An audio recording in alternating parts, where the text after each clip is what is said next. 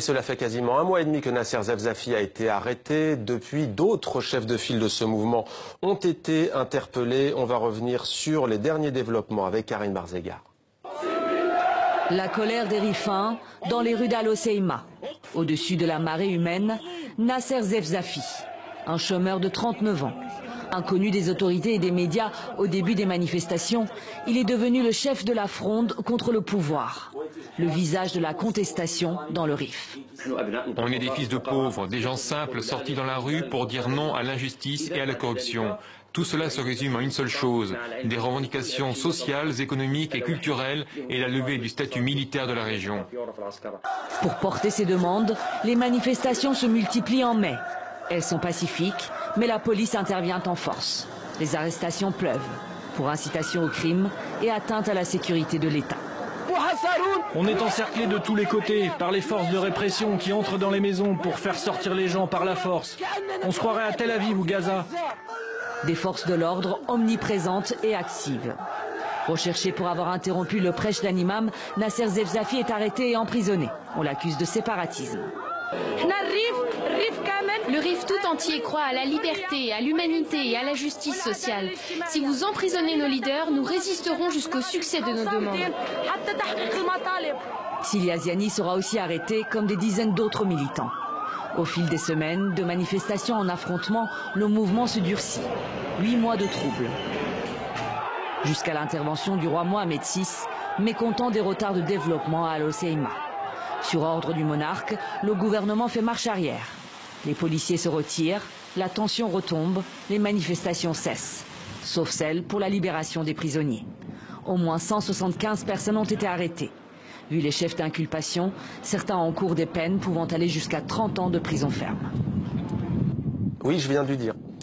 Une situation suivie de très près par les communautés marocaines en Europe, notamment en Belgique, puis en France. Bonsoir Hanan Karimi. Bonsoir. Merci d'être avec nous. Vous êtes l'une des voix du féminisme en France.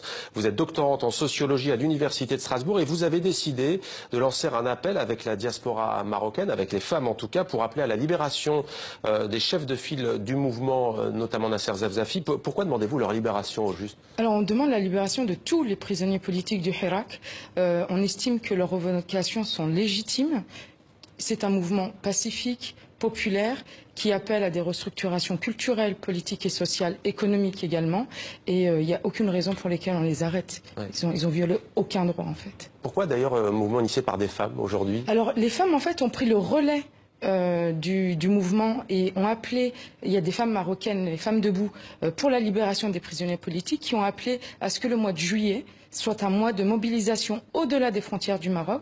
Donc elles appellent les femmes des diasporas marocaines à l'étranger et en Europe particulièrement à se mobiliser pour se faire écho au Hirak, au-delà des frontières. Alors on a entendu beaucoup de partis politiques au Maroc, on a entendu aussi le Premier ministre marocain déclarer qu'il s'agissait d'un mouvement séparatiste. Que répondez-vous à ce positionnement? Oui, non, le Hirak n'a jamais été séparatiste. Effectivement, il y a... Parce qu'on a vu beaucoup de drapeaux berbères en fait dans les manifestations. Oui, mais ça revient finalement à cette réappropriation de la culture amazigh qui est brimée, niée, stigmatisée au Maroc, par le Marzen et ailleurs. Le Hirak n'est pas un mouvement séparatiste. D'ailleurs, Zefzafi, dans sa lettre qu'il envoie depuis la prison de Okasha, précise bien l'attente qu'il a par rapport au roi, qu'il entende les revendications du Hirak et qu'il ouvre finalement les négociations, qu'il entende vraiment le cri de détresse et de colère des gens du Rif, des Rifins et des Rifaines qui sont mobilisés depuis le début du Hirak. Et ça a été une surprise du mouvement. C'est-à-dire que les femmes ont été vraiment aussi très importantes dans ce mouvement. D'ailleurs, on voit Cilia qui a été emprisonnée, qui souffre de sa détention. On a eu des échos. C'est une jeune femme de 23 ans. Elle est en dépression. Et sa libération doit être imminente. Merci beaucoup Hanan Karimi d'être venue sur notre plateau. Donc, je le rappelle, tout le mois de juillet, vous avez lancé ce mouvement de solidarité avec ce mouvement de contestation, le Hirak. Merci à vous. Merci.